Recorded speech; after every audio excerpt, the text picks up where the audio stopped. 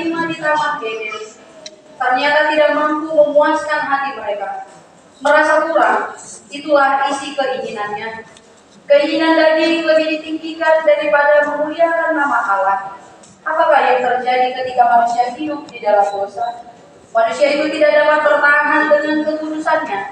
Adam dan Hawa tidak berhasil memelihara hubungannya dengan pencipta semesta.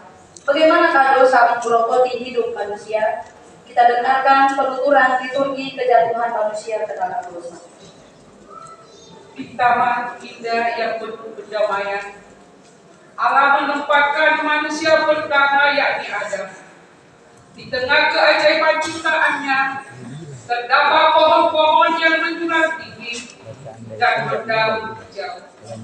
Sungai-sungai berlimpah dengan air jernih, dan burung-burung bernyanyi dengan harmoni yang sempurna. Semua makhluk hidup tunduk pada kehendak Allah, dan manusia diberi tanggung jawab yang mulia, mengusahakan taman itu dan menjaga segala isinya. Di antara pohon yang menakjubkan itu, Allah menanam suatu pohon yang istimewa, yaitu pohon pengetahuan tentang yang baik dan yang buruk. Dan pohon itu Allah berfirman kepada Adam dengan suara lembut namun tegas, janganlah engkau memakan buahnya, sebab pada hari engkau memakannya, pasti engkau akan mati. Kata-kata itu menggantung di udara, seperti bayangan yang gelap di tengah sinar pagi.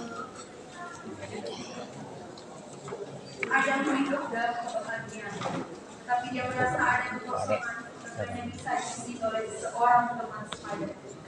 Maka Allah untuk Hawa dan juga untuk Adam untuk menjadi seorang pendamping yang setia. Mereka kemudian bersama-sama mendekati taman itu, berjalan di bawah sinar matahari yang hangat dan merasakan kedamaian yang tak tergoyahkan. Namun, di suatu hari yang gelap, bulan makhluk yang paling licik dari seluruh ciptaan menginap di antara pepohonan. Suaranya seperti bisikan angin, manis tapi berbahaya. Benarkah Allah berfirman bahwa kamu tidak boleh makan dari semua pohon di taman ini? Dia berbisik, menabur keraguan di hati Hawa. Hawa menatapnya, dan ular melanjutkan, engkau tidak akan mati. Allah tahu bahwa pada saat engkau makannya, matamu akan terbuka, dan engkau akan menjadi seperti Allah, tahu yang baik dan yang jahat. Kata-kata itu seperti racun manis yang menarik telinganya. Rasa ingin tahu dan ambisi mulai menyala dalam dirinya, dan ini adalah sesuatu yang sebelumnya tidak pernah ia rasakan. Hawa mengambil buah itu, kulitnya lembut, warnanya memikat, dan ia merasakannya dalam genggamannya seperti takdir baru menunggu. Ia menggigitnya, dan rasa manis itu menyebar ke seluruh tubuhnya, membangkitkan kesadaran akan hal yang sebelumnya tersembunyi dari mata manusia. Lalu ia memberi kepada Adam yang berdiri di dekatnya. Adam pun mengambil dan memakannya. Dan seketika keduanya menyadari ketelanjangan mereka, bukan hanya tubuh, tetapi juga jiwa raga mereka. Malu dan rasa bersalah menyelimuti mereka seperti kabut gelap. Mereka mendengar suara Allah yang berjalan di taman pada sore hari, dan hati mereka berdegup kencang. Mereka bersembunyi di antara pohon-pohon, tetapi Allah memanggil mereka dengan suara yang penuh kesedihan. Di manakah engkau? Adam menjawab dengan suara yang bergetar, aku mendengarmu di taman dan aku takut, karena aku telanjang maka aku bersembunyi.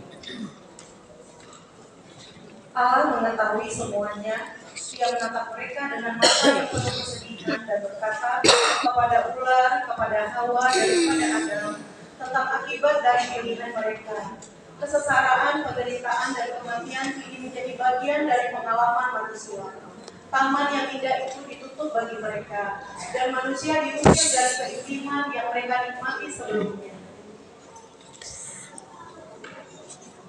Di tengah hukuman dan penderitaan itu, Adam dan Hawa melangkah keluar dari Taman Eden, membawa rasa bersalah dan penyesalan, namun tidak dapat disesali lagi.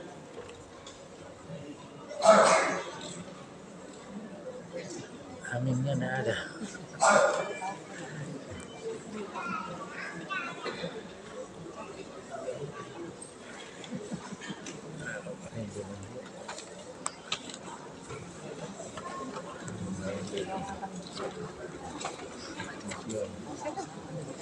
Kita angkat ujian dari pencemaran nomor 101 ayat 1.